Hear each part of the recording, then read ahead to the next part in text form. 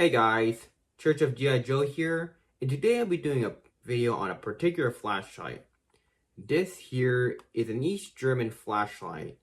So the reason why I want to make this because I just got the battery a few days ago and been playing around with it, and I want to say why not showcase to you guys. Okay, the reason why I want to do it is because for one thing, I need to make more content. Two, there's not much videos around this flashlight. Of course, there are a few, but not to the in detail.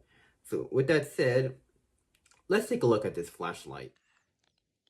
So here's the flashlight itself, and as you can see, this is a pretty much in pristine condition. I mean, really, this is just look really nice. Has this very glossy paint. I just really like the design. And of course, I can see this is pretty much similar to the ones used in World War II. Of course, there are some very minor differences. I mean, if you're a reenactor, you probably just see the differences a mile away, but for a regular layman, this is pretty much the same.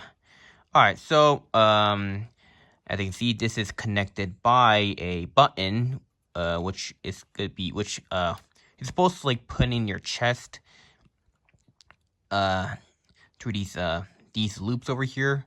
And of course, I mean, and given its portability, it can be used in your pocket, but of course, ideally it should be in the chest. I mean, that means it's not gonna work on like more modern uniform. I guess it will work on modern free, but not like for any like like civilian jackets, but whatever. All right, so to turn on, you just like there's three buttons. This is the turn off button. This one is this one's used for SOS, and I can see it's turned on, and this is just full turn on. Pretty bright, I would say.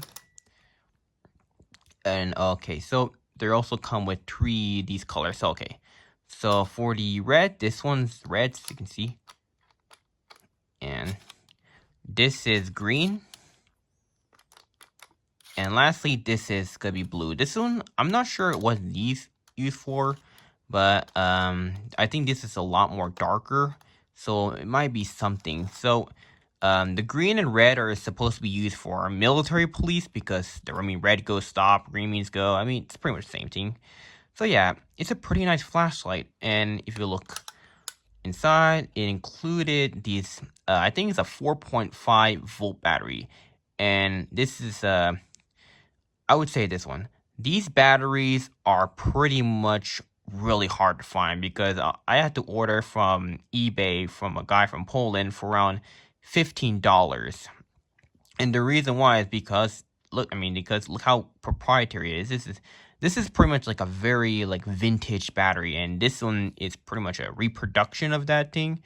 And of course there are like adapters for it, and I don't know what they call it. They're kind of like these they have a 3L ones, that's if I can remember. And yeah, there are some adapters, but for the most part this is going to be the battery that you're supposed to be using.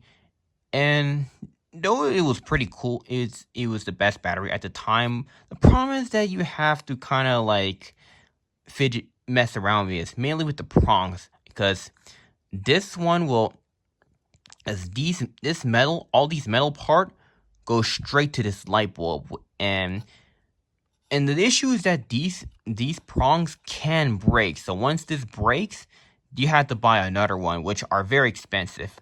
And of course, this is the this one's for the spare light bulb, which I use it on another flashlight, which I'll show later.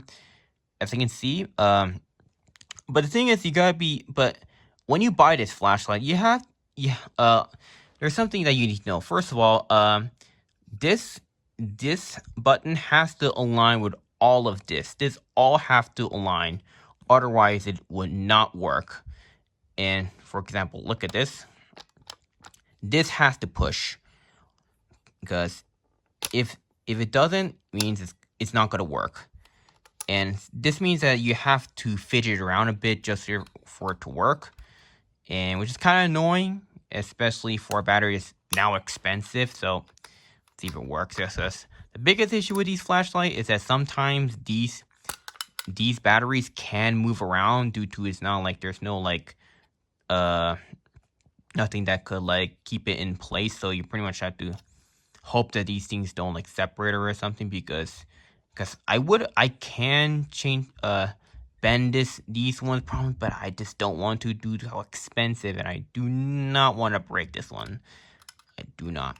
It's not really worth the risk. So yeah, pretty cool flashlight. So I also have another one, which is a this is actually a Swedish, I think a World War II flashlight, and this one's a lot more taller, I can tell, and this one is a little bit more fancy. It has a more fancier way to turn on and off, and of course, and you open it, it's pretty much the same thing.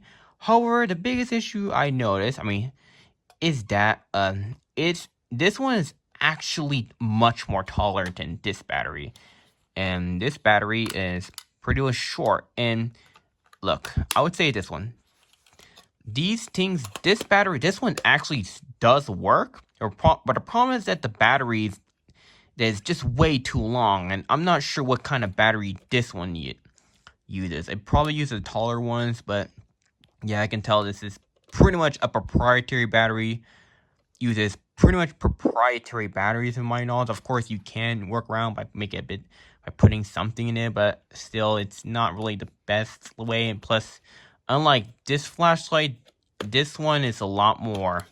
This one's pretty much fixed in place. It means very firm. Also, sometimes this one does not really want to turn on due to this one just does not push all the way. So yeah, it's something that it's worth noting. So yeah, with that said, let's see how these flashlights work in the dark.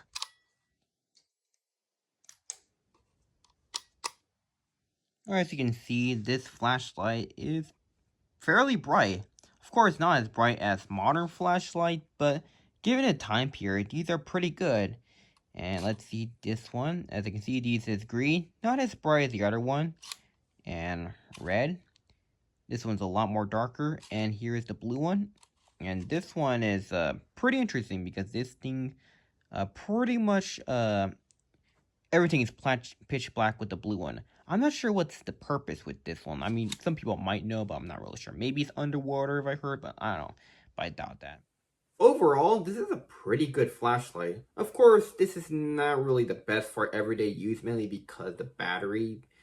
But if you're a person who likes vintage flashlights or want to collect German Eastern military or just want something that's pretty unique, this is something that you might consider. Of course, this is not going to be a flashlight you're going to depend on every day, given that that the battery is kind of, not there. So yeah. Hope you guys enjoyed this video, and that's pretty much it. Bye.